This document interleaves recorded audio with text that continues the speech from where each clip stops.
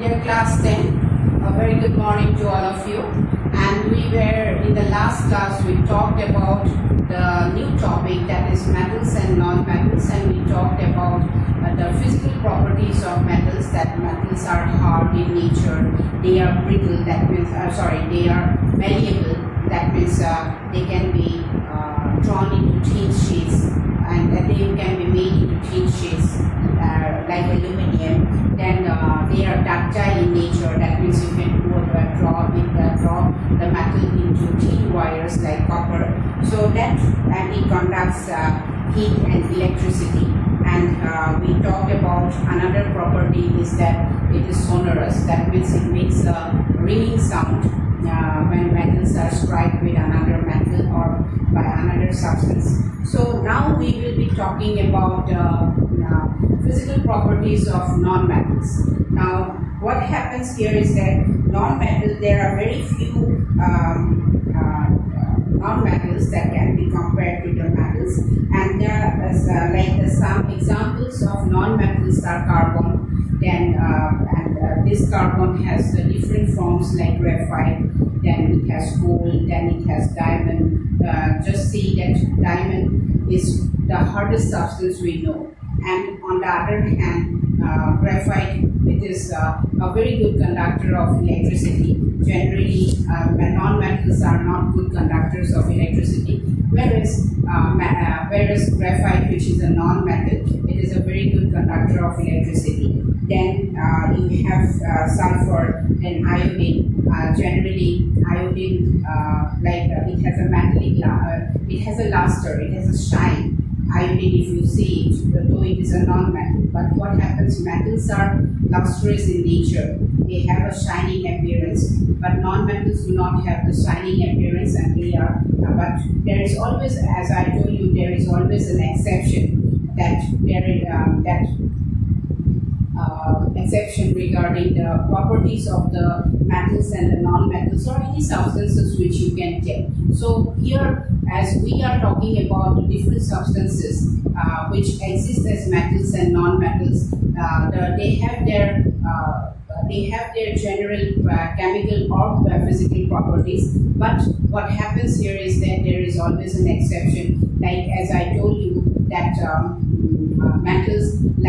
metals are all solid, with an exception of what? Mercury.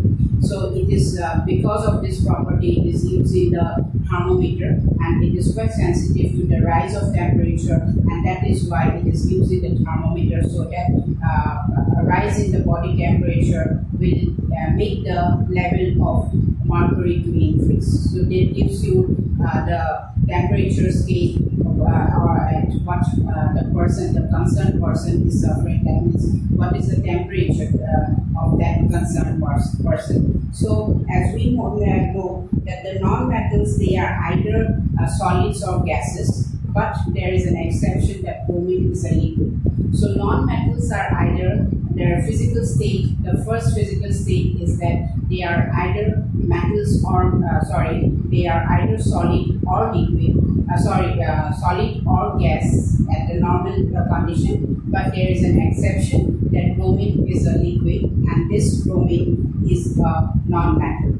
Now, in fact, what happens here is that when you know that, as I have been, you all also know, you are quite familiar that most of all the metals are solid at room temperature, and then what happens? Now, if you ask me that what happens when you are melting the iron, then it turns into an iron. The alloys, they are all metals, which metallic alloys, which are solid. But what happens when they are made into alloy? They are made in the molten state. So when you are talking about the metals being existing as a solid, it means at the room temperature. So when you are concerned with the state of the metal, it has to be at room temperature, and they are solid except mercury, which is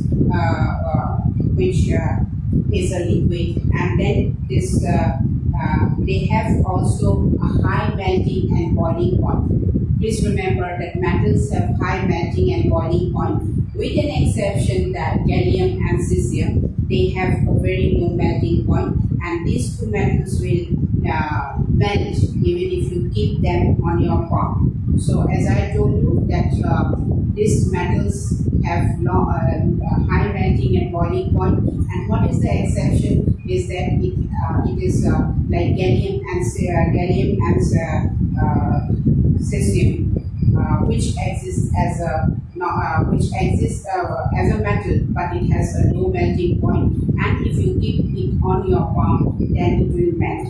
So next one is as I told you that iodine, it is a non-metal, but it is lustrous in nature.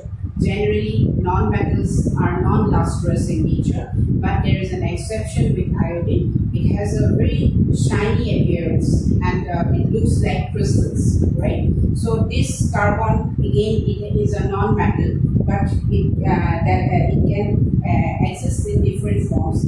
Like as I told you that there are different forms of carbon, which we know as allotrope.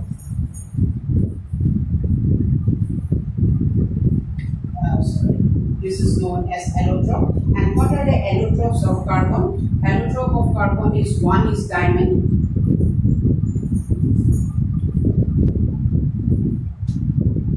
One is diamond, and this diamond is so hard. It is the hardest substance we know, and it also has a shine that we use it to make jewelries. And then we also have and it has also a very high melting point and boiling point. Then graphite, as you know, what is the use of graphite? We use it to write it as a lead in the pencil. So this graphite is another allotrope of carbon, and it is a very good conductor of electricity. So it is a very good conductor of electricity. So diamond and graphite are two allotropic form. Another form is that there is another one, that is Buckminster fullerene, that you will learn in this class only in the chapter carbon compounds. So as for now, you see that there are different forms in which carbon exists. One is diamond, that is the hardest substance known, and it has a very high melting and boiling point, just like the metals. And graphite, it is a good conductor of electricity, and which is the property of actually the metal, because non-metals are not good conductors of electricity. They generally do not conduct electricity. So these are and then generally all metals are hard, but there is an exception that, like sodium, then potassium, they are soft and can be cut with the knife. So these alkali metals, they are actually can be cut with knives because they have low densities, and also low, because of which they have low densities, and also they have low melting point. So these elements can be classified into two groups. That is, the elements can be classified not only in two groups, specifically if you talk in the form, that means the metals, then the non-metals, and the metalloids. So these metalloids are elements which has both the characteristics, that means they are placed in between the metals and the non-metals, and they have both the characteristics, they exhibit the characteristics of both the metals and the non-metals. So when you take, like suppose for the activity 3.1, what happens here is that you take a magnesium ribbon, and you have already studied that you have to clean up the magnesium ribbon with a piece of sandpaper to remove the impurities that are present, and along with that you take some sulfur powder. So when you burn the magnesium ribbon, then you collect the ashes which is being formed, and then you put them in the water to dissolve it. So after that, when you the solution that will be formed by dissolving magnesium with the red and blue litmus paper, then what you will find that, as you have already learned, that when magnesium burns in air, it will form magnesium oxide, right? So the magnesium oxide is an oxide which is metallic in nature. So what will be the nature of that substance? You have already learned in acid, base, and salts chapter that metallic oxides are basic in nature. So suppose I ask you what is the nature of this element, of this compound, then when it is a metallic oxide, you will know by yourself that it is basic in nature. So what will happen? It will this product, when there is magnesium, that means you burn again sulfur powder, and sulfur powder is a non-metal, and then what will happen, that sulfur powder you place a test tube over a burning sulfur so that you can collect the fumes, the vapors will be produced, so that you can collect it, and then with that vapors you add some water and then to the test tube and then shake it, then a solution will be formed, and then again you taste that with blue and red litmus paper. So as you know that the basic solution will turn red litmus to blue, and acidic solution vice versa, for that means red litmus to blue litmus to red. So what happens here is that you will find that the nature of the metallic oxides will be basic in nature, and the form of acidic oxide will be the non-metallic oxide will be what? It will be acidic in nature. So when you are tasting, and you will come to know about it by putting the blue and red litmus in the solution, and then so if you see that it will, like for magnesium oxide, when you are burning the magnesium ribbon, what you will get? You will get magnesium. When it will burn in oxygen, you will get magnesium oxide, right? And the nature, and this will turn red to blue because it is basic in nature, right? So that means metallic oxides are basic in nature. Similarly, when you burn sulfur in oxygen, then you get sulfur dioxide, right? Sulfur dioxide. So what you will get? You will get